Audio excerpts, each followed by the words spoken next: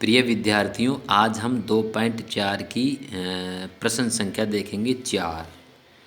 2 अंकों वाली दी गई एक संख्या में एक अंक दूसरे का 3 गुना है। इसके अंकों के स्थान बदलकर प्राप्त संख्या को दी गई संख्या में जोड़ने पर 88 प्राप्त होता है। तो दी गई संख्या ज्ञात कीजिए। तो देखिए, इससे पहली वाली क्वेश्चन में भी हमने अंकों से संख्या बनाई थी, तो यहाँ पर भी हम अंकों से संख्या बनाएंगे। तो यहाँ पे आप सबसे पहले माना इकाई का अंक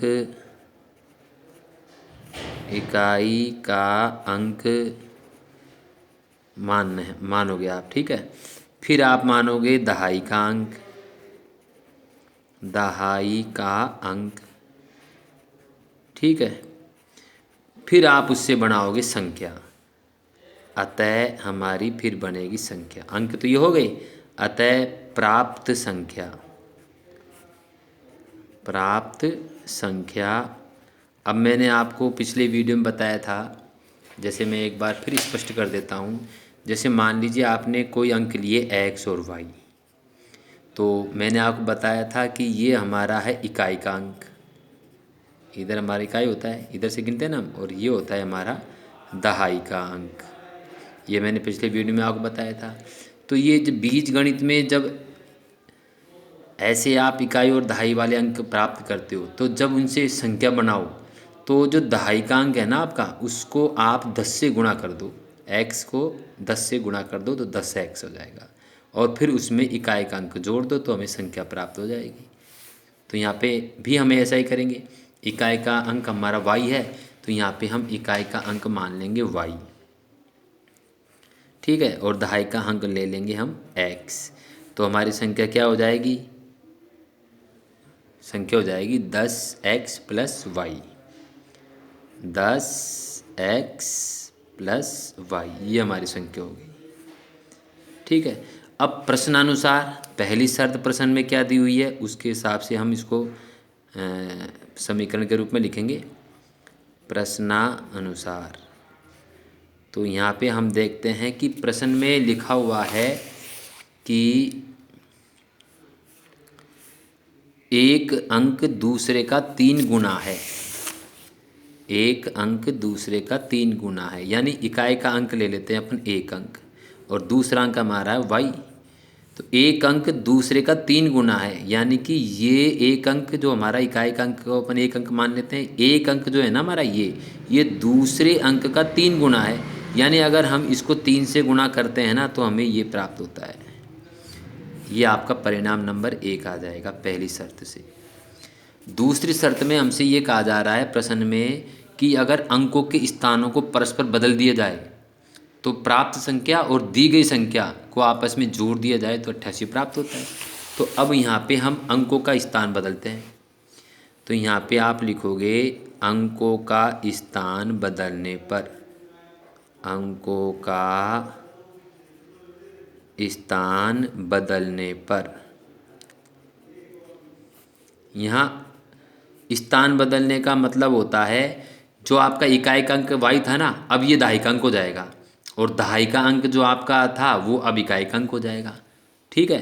तो अंकों का स्थान परस्पर बदलने पर प्राप्त संख्या, अगर हम ऐसा कर लेंगे तो हमारी संख्या भी चेंज हो जाएगी। 10x है तो 10y हो जाएगा, 10y प्लस और y की जगह x हो जाएगा, ये हमारी संख्या बन जाएगी।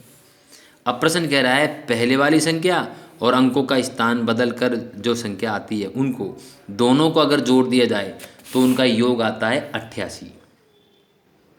उनका योग आता है हमारे पास 88। तो यहाँ पे आप लिख सकते हो कि प्रश्नानुसार सेकंड जो शर्त है हमारी, उसके हिसाब से अगर हम देखें तो 10x प्लस वाई, पहली संख्या हमारी ये है 10x प्लस वाई, और दूसरी संख्या अंकों का स्थान बदलने पर जो बनी वो थी हमारी 10y प्लस x। अगर इन दोनों संख्याओं को जोड़ दिया जाता है, प्लस कर दिया जाता है, तो हमें प्राप्त होता है 88, ठीक है।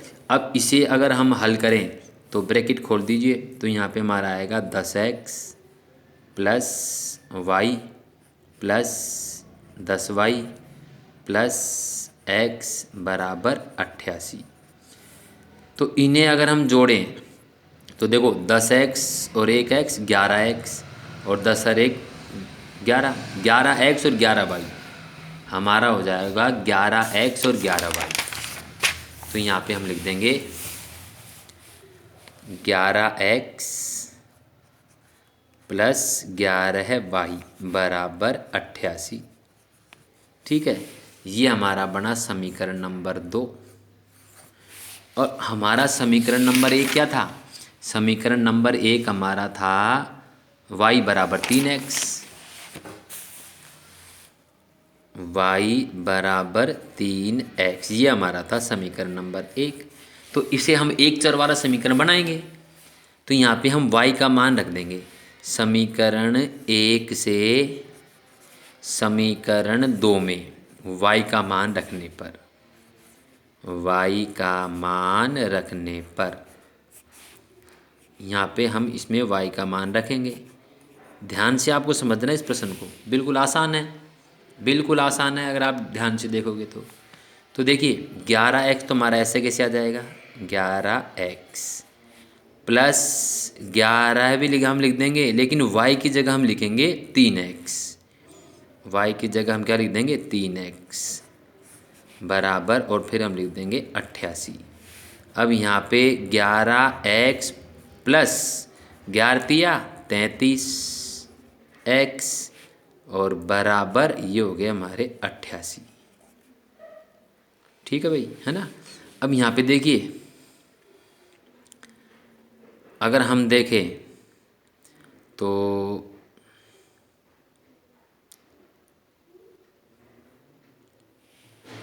इनमें कॉमन लें हम तो 11 आ जाएंगे कॉमन।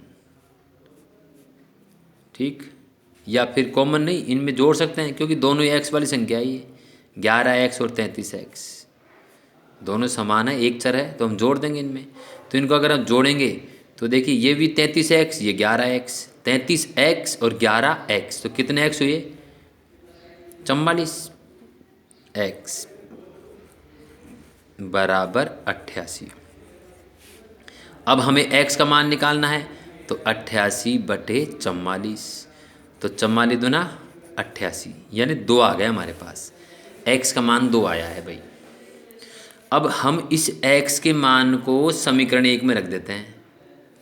ठीक है, तो यहाँ पे हम लिखेंगे x का मान समीकरण 1 में रखने पर, समीकरण 1 में रखने पर, तो जो ही हम इसे समीकरण 1 में रखेंगे तो समीकरण 1 हमारा क्या है, y बराबर 3x, समीकरण है हमारा y बराबर 3x, पहला समीकरण ये है। तो यहाँ हम x का मान रखते हैं, x का मान है 2, तो y बराबर 3, x का मान आया हमारे पास 2, तो 3 दूनी 6, यहाँ आ गया y बराबर 6। अब हमारे पास देखो x का मान आया है 2 और y का मान आया है हमारे पास 6। ठीक है, और हमारी संख्या क्या थी, संख्या में हमने देखा था कि हमारा इकाई का अंक y है और दहाई का अंक x है। इकाई का अंक y है इकाई, और दहाई का अंक क्या है x 2। ठीक है, तो हमारी संख्या क्या थी, इसके हिसाब से हमने जब संख्या बनाई थी तो संख्या क्या थी हमारी 10x प्लस वाई, हमारी संख्या क्या थी 10x प्लस वाई, हमारी संख्या क्या थी, संख्या हमारी थी बराबर 10x प्लस वाई।